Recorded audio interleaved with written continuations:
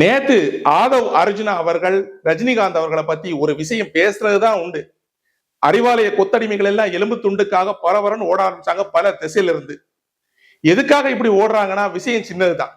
ரஜினிகாந்த் அவர்கள் அரசியலுக்கு வரணும்னு விரும்புறாரு. ஆனா திமுக கொடுத்த அழுத்தத்தினாலதான் அவர் அரசியலுக்கு வராம பின்வாங்கினாரு அப்படின்னு ஆதவ் அர்ஜுனா அவர்கள் பேசுனதுதான் பிரச்சனைக்கு காரணம்.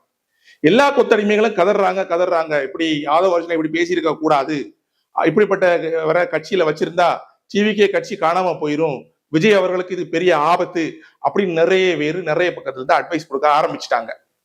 இவங்க எல்லார்கிட்டையும் நான் ஒரே ஒரு கேள்விதான் கேட்கிறேன். ஆதவ் அர்ஜுனா தப்பு பண்ணிட்டாருன்னு சொல்றீங்களே, திமுக ரஜினிகாந்த் அவர்களுக்கு அழுத்தம் கொடுக்கல அப்படின்னு யாராவது ஓபன் ஸ்டேட்மெண்ட் கொடுக்க முடியுமா? ரஜினிகாந்த் அவர்கள் மட்டும் இல்ல, விஜயகாந்தோட அரசியல் வாழ்க்கையில நீங்க விளையாடலன்னு நீங்க ஓபன் ஸ்டேட்மெண்ட் கொடுக்க முடியுமா? உங்களால முடியாது. ஏன்னா இப்ப கத்தி கதற உங்களுக்கே நல்லா தெரியும் இந்த திமுக எவ்வளவு வஞ்சகமான ஒரு கட்சி. புதுசா யாராவது அரசியல் கட்சி வந்தாலோ வரணும்னு நினைச்சாலோ அவங்கள ஓரம் கட்டுறதுக்கு நீங்க என்னெல்லாம் செய்வீங்க அப்படின்னு இந்த கத்துற எல்லாருக்குமே தெரியும். அதனால நீங்க இப்படி ஒரு ஸ்டேட்மெண்ட்டை கண்டிப்பா கொடுக்க மாட்டீங்க.